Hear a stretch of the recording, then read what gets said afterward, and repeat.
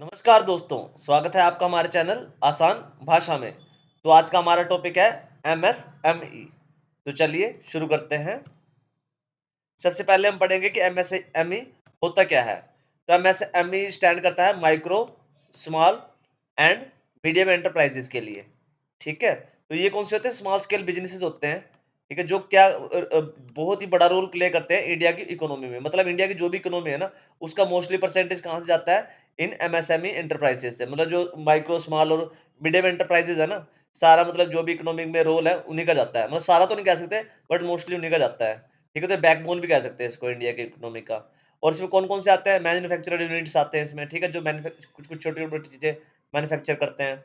Service provider आते हैं, जो सर्विस प्रोवाइड करते हैं किसी की चीज की। ठीक है, शॉप्स आती हैं, जो करियाने वगैरह की शॉप्स होती हैं, या छोटे मोटे स्टार्टअप्स आते हैं जो भी शुरू हुए हैं।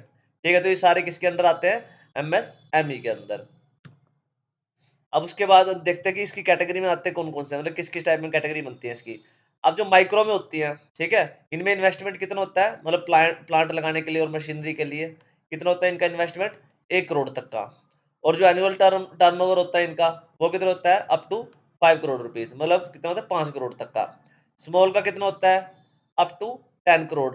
जो इन्वेस्टमेंट है इनका अप टू 10 करोड़ जा सकता है, मतलब। ठीक है, और जो एनुअल टर्नओवर होता है इनका, ये कितना होता है? अप टू 50 करोड़ रुपीज हो सकता है। ठीक है, और मीडियम वाले का कितना होता है? 50 करोड़ तो इनका होता है, इन्वेस्टमेंट होता है। ठीक है, और जो एनुअल टर्नओवर होता है इनका, वो होता है 250 करोड़ के आसपास। अब इसको ये मीडियम इसीलिए कहा रहा है क्योंकि ये कोई 250 करोड़ छोटा अमाउंट नहीं है। ठीक है, ये बहुत बड़ा अमाउंट है, तो इसलिए ये मीडियम उसमें रखा गया इसको। इसके ऊपर जो भी आती है वो बड़ी बड़ी कंपनीज आ जाती है, बिग कंपनीज जो भी है ना, इसके ऊपर फिर वही आती है। अब पढ़ते हैं इसके एग्जांपल कौन कौन से हैं, कि अगर जो भी एमएसएमई में अगर हम देखें तो एग्जांपल को रियल लाइफ जो एग्जांपल्स हैं। ठीक है, माइक्रो में कौन कौन से आते हैं? लोकल ग्रोसरी शॉप होगी। ठीक है, किराना वगैरह हो गए। ठीक है, टेलरिंग यूनिट होगी, टेलर वगैरह होता है। और हैंडमेड क्राफ्ट वगैरह होते हैं ना, वो सारे किस में आता है? माइक्रो वाले में। माइक्रो जो भी एंटरप्राइजेज हैं। फिर आते हैं स्मॉल वाले में। स्मॉल वाले में कौन कौन से हैं? फर्नीचर मैन्युफैक्चरर हो गए। ठीक है, जो फर्नीचर बनाते हैं। बेकरीज होगी, छोटी मोटी बेकरीज होती है। या स्मॉल ऑटो पार्ट्स बनाने वाली फैक्ट्री होगी, नट बोल्ट्स वगैरह बनाने वाली फैक्ट्री होगी, जो छोटे-मोटे बनाते हैं लोग। ठीक है? ये किसमें आते हैं? स्मॉल एंटरप्राइजेज़ में। फिर आते हैं मीडियम। मीडियम में कौन से आते हैं? मिड साइज़ टेक्सटाइल यूनिट्स हो गई, जो मतलब हाफ, मतलब ये कह लो मीडियम साइज़ टाइप के होते हैं जो से टेक्सटाइल यूनिट्स। ठीक है? प्लास्टिक प्रोडक्ट बनाने वाले मैन्युफैक्चरर है जो उनसे, वो भी किसमें आता है? मीडियम एंटरप्राइजेज़ में आते हैं। अब उसके बाद क्या इंपॉर्टेंस क्या है इसकी, एमएसएमई की? ठीक है, अब जो इंडिया की जीडीपी है ना, जो टोटल जीडीपी है, उसका 30% कहाँ से जाता है? एमएसएमई में से। ठीक है, जो ये है ना, यही करते हैं 30%, तभी इसको बैकबोन भी कहा जाता है। जो 30% अगर यही देगा तो फिर तो काफी बड़ा रोल इन्हीं का हो गया ना। ठीक है, जनरेट ओवर, अब ये 11 करोड़ जॉब करता है भाई। ठीक है, देख लो, मतलब अगर ये ना हो तो फिर 11 करोड़ बंदे खाली घूमेंगे। तो 11 करोड़ जॉब है जो किससे जनरेट होती है? एमएसएमई से। अब 45 to 50% इंडिया का जो भी एक्सपोर्ट है ना, वो किससे जाता है? एमएसएमईज के। मतलब ये बहुत ही इंपॉर्टेंट है, इनको मतलब आप ये डिनाई नहीं कर सकते कि इनको कोई रोल नहीं है इंडियन इकोनॉमी में। एनकरेज लोकल प्रोडक्शन, और इससे क्या होता है, जो भी लोकल चीज बनाई जाती है ना, उनको क्या मिलता है? एनकरेजमेंट मिलता है। और जो भी इनोवेशन वगैरह है ना, स्टार्टअप वगैरह है, उससे एनकरेज करता है ये एमएसएमईज है। मतलब छोटे जो बेचारे जिनमें ज्यादा पैसा नहीं है इन्वेस्ट करने के लिए, वो क्या है, इसके थ्रू क्या होता है, उनको मोटिवेशन मिलता है कि एमएसएमई में अगर हम पार्टिसिपेट करते हैं तो हम भी आगे जा सकते हैं काफी। उसके बाद आती है इसकी एडवांटेजेस कौन कौन सी है। लो इन्वेस्टमेंट होती है, एक तो इसमें इन्वेस्टमेंट थोड़ी चाहिए होती है। ठीक है, और हाई एम्प्लॉयमेंट होते हैं, मतलब बंदे भी काफी एम्प्लॉय लग सकते हैं इसमें। ठीक है, प्रमोट मेक इन इंडिया। ये मेक इन इंडिया को, क्योंकि अगर सारा इंडिया, ये छोटी मोटी शॉप होती है, ये तो है नहीं है कि चाइना में जाके बनाएंगे। ये क्या है, इंडिया का सामान ही बनाता है ज्यादातर, तो मेक इन इंडिया को प्रमोट करते हैं। और आत्मनिर्भर भारत को प्रमोट करते हैं। बाहर वगैरह से इनकी कोई, जैसे यूएसए हो गया, चाइना हो गया, रशिया वगैरह हो गया, वहां से इनको लेना देना नहीं होता इनका। ठीक है, तो ये क्या, आत्म जो भी चीज बनाते हैं घर से ही बनाते हैं अपने, जो भी फैक्ट्री वगैरह है, जो अपने मतलब लोकल चीजों का यूज करके बनाते हैं सारे। तो मेक इन इंडिया और आत्मनिर्भर भारत को ये क्या करता है? प्रमोट करता है। अब बैलेंस्ड रीजनल डेवलपमेंट। अब जो भी रीजन्स होते हैं ना, उनके डेवलपमेंट के लिए बहुत ज़्यादा ज़रूरी रहता है, उनमें हेल्प करता है बैलेंस करने में उनको। ठीक है, और क्विक टू अडेप्ट है और इनोवेट। ठीक है, मतलब ये जल्दी अडेप्ट कर सकते हैं इसको, और इनोवेशन भी इसमें अच्छा होता है। तो ये सारी क्या है इसकी एडवांटेजेस है, किसकी? एमएसएमईज की। अब उसके बाद आते हैं कि गवर्नमेंट स्कीम कौन कौन सी है एमएसएमईज की। ठीक है। एक तो मुद्रा लोन है, ठीक है, जिसमें आप 10 लाख तक का लोन ले सकते हो। जो भी कोई स्मॉल बिज़नेस स्टार्ट करना चाहता है ना, तो मुद्रा लोन क्या करता है, 10 लाख तक का उसको क्या है लोन देता है। उसके बाद उद्यम रजिस्ट्रेशन है, ये फ्री ऑनलाइन वो है एमएसएमई रजिस्ट्रेशन। यहाँ पे आप क्या कर सकते हो, रजिस्ट्रेशन कर सकते हो और आपको जो है सर्टिफिकेट मिल जाएगा एमएसएमई का। यही है इनकी जो मेन वेबसाइट है ना, इसका लिंक मैं आगे दूँगा। तो यही है वो उद्यम वाली एमएसएमई की। आगे क्या है, सीजीटी एमएससी स्कीम, ठीक है, ये कोलैटरल फ्री लोन्स देती हैं। जो भी छोटे-मोटे वो है ना, उनको फ्री लोन्स प्रोवाइड करते हैं इकट्ठा करके। आगे है पीएसयू प्रोक्योरमेंट पॉलिसी, ठीक है। ये क्या है, गवर्नमेंट क्या करती है अपनी, जैसे मान लो आपका प्रोडक्ट नहीं बिक रहा है, ठीक है, तो एमएससी मान लो कोई प्रोडक्ट बना दिया और ठीक है, तो गवर्नमेंट क्या करेगी, डायरेक्टली उनसे बाय कर लेगी वो प्रोडक्ट। उस प्रोडक्ट को वही बाय, तो उनका क्या होगा, एमएसएमईज को लॉस नहीं खाना पड़ेगा उससे। थोड़ा कम रेट में लेगी लेकिन एटलीस्ट उनका लॉस नहीं आएगा, उनको छोटा-मोटा प्रॉफिट के साथ उनको कवर हो जाएगा काफ़ी सारा कुछ। अब सक्सेस स्टोरीज़ कौन-कौन सी है इसकी, कि किस-किस बंदे ने, किस-किस कंपनी ने आगे जाके बड़ा काम किया है इसमें।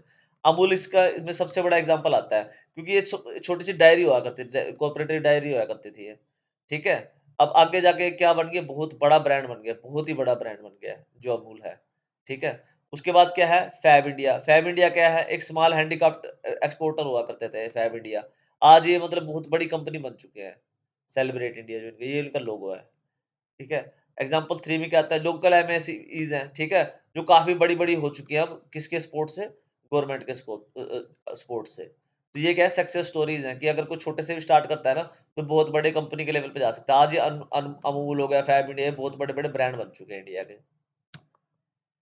उसके बाद या इसमें रजिस्ट्रेशन कैसे करना है? रजिस्ट्रेशन के लिए सिंपल है, ये यहाँ पे लिंक दिया हुआ है, ठीक है? मैं डिस्क्रिप्शन में डाल दूँगा। उद्यम रजिस्ट्रेशन पोर्टल आप वैसे गूगल पे सर्च करोगे तो मिल जाएगा। ये देखो, ये लिंक है इसका। ये दिखा रहा है ना यहाँ पे, उद्यम registration dot gov dot in, ठीक है? इस वेबसाइट पे जाओगे आप क्लिक करके, तो ये क्या करेगा, वहाँ पे जाके आप आधार कार्ड डालोगे अपना अपना और क्या करोगे, बिज़नेस डिटेल्स डालोगे, ठीक है? तो आपको इंस्टेंटली आपका उद्यम सर्टिफिकेट बन के तैयार हो जाएगा और आपको मिल जाएगा, फटाफट डाउनलोड कर सकते हैं पीडीएफ वगैरह जो ऐसे मिलेगा आपको। उसके बाद आता है चैलेंजेस कौन-कौन से आते हैं इसमें। चैलेंजेस कौन-कौन से आते हैं इसमें एमएसएमईज़ में। अब लैक ऑफ क्रेडिट, क्रेडिट तो है नहीं इंडिया में इतना, ठीक है? तो क्या है, पेमेंट जो है डिलेड हो जाता है, मतलब उधारी वगैरह में काम ज़्यादा चलता है इसमें, छोटा-मोटा बिज़नेस है ना, यहाँ पेपर वर्क ज़्यादा, पेपर होता तो है, मतलब थोड़ा बहुत काम इनका क्या है, वो किस पे चलता है, उधारी वगैरह पे चलता है, ठीक है? तो पेमेंट्स क्या है, डिले हो जाता है और कभी-कभी काम रुक जाता है।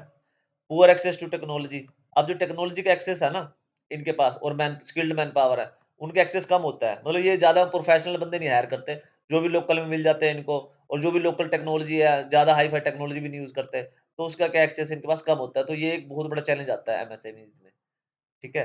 तो कंपटीशन फ्रॉम लार्ज इंडस्ट्रीज, अब छोटी मोटी आपने कंपनी स्टार्ट करी है, मान लो आप लोकल से कोई प्रोडक्ट बेच रहे हो, ठीक है? अब उसका ब्रांडेड प्रोडक्ट भी तो है, मान लो टी शर्ट बनाई है आपने कोई, उसका ब्रांडेड टी शर्ट्स भी तो है जो महंगी महंगी आती हैं, बट क्या है, वो प्राइस में भी कभी कभी बीट कर जाते हैं जो लोकल वाले बनाने वाले होते हैं ना एमएसएमईज को। तो ये बड़ा चैलेंज आता है कि इनको बड़े जो प्लेयर है ना इंडस्ट्री के, उनसे भी क्या है, कम्पीट करना पड़ता है। अब limited marketing and export capabilities, इनके पास जो मार्केटिंग की वो है ना, और एक्सपोर्ट की कैपेबिलिटीज, वो भी काफी लिमिटेड से होती हैं, सामान भेजने वगैरह की और मार्केटिंग करने की। वो क्योंकि मार्केटिंग भी सिंपल ही होती है इनकी, तो टीवी वगैरह पे ऐड तो नहीं आते इनके, छोटे मोटे ही मार्केटिंग करते हैं ये। तो ये भी काफी बड़ा इनके पास चैलेंज होता है। अब उसके बाद क्या, इसका फ्यूचर क्या बनता है, फ्यूचर में क्या हो सकता है, ये क्या है, डिजिटल इंडिया में, ठीक है, स्टार्टअप इंडिया में, और जो स्किल इंडिया है, ये अगर आपको सक्सेस करने हैं ना, ठीक है, इंडिया को सक्सेस करने हैं, तो एमएसएमईज का उसमें बहुत बड़ा रोल होने वाला है। इसके बिना ये अचीव करना बहुत मुश्किल है, ठीक है? और पोटेंशियल ग्रो विद एआई, अगर इसमें एआई भी जोड़ दिया जाए ना, तो इसका ग्रोथ बहुत ज्यादा लेवल पे हो सकता है, बहुत ज्यादा लेवल पे, ठीक है? ऑटोमेशन आ जाए इसमें, ई कॉमर्स आ जाए, ठीक है, छोटे छोटे लेवल पे भी आ जाए, तो भी इसका ग्रोथ बहुत पोटेंशियल लेवल में, इसका बहुत ज़्यादा पोटेंशियल है, अगर इसमें सब कुछ इनबिल्ट करा जाए तो। अब एक्सपेंशन इन रूरल एरियाज़, ये क्या है, रूरल एरियाज़ में जा सकते हैं, ठीक है? क्योंकि ये स्टार्ट ही वहीं से होते हैं, शहरों वगैरह से, छोटे-छोटे शहरों वगैरह से। तो रूरल एरिया में इनका एक्सेस बहुत ज़्यादा होता है और ये मतलब वहाँ से उनको ऊपर ले जा सकते हैं काफ़ी। तो ये फ्यूचर बनता है इसका। तो फ्यूचर में अगर देखा जाए तो बहुत ज़्यादा बड़ा रोल प्ले करने वाले हैं, अगर इंडिया को ग्रोथ चाहिए तो। अब आता है इसका कंक्लूजन। कंक्लूजन क्या कह सकते हैं हम इसका? देखो, रियल हीरोज़ तो है ही हैं इंडिया की ग्रोथ के। अगर ये नहीं होंगे तो इंडिया की ग्रोथ हो ही नहीं पाएगी। ठीक है? तो ये बैकबोन कह सकते हैं इसको इंडिया की इकोनॉमिक का और ग्रोथ का। अब अगर हम इसको राइट सपोर्ट दें, ठीक है? तो ये क्या कर सकते हैं फिर? सेल्फ रिलायंट और स्ट्रॉन्ग इकोनॉमी क्रिएट कर सकते हैं। इनको थोड़े से सपोर्ट की ज़रूरत होती है और ये बहुत कुछ करके दिखा सकते हैं।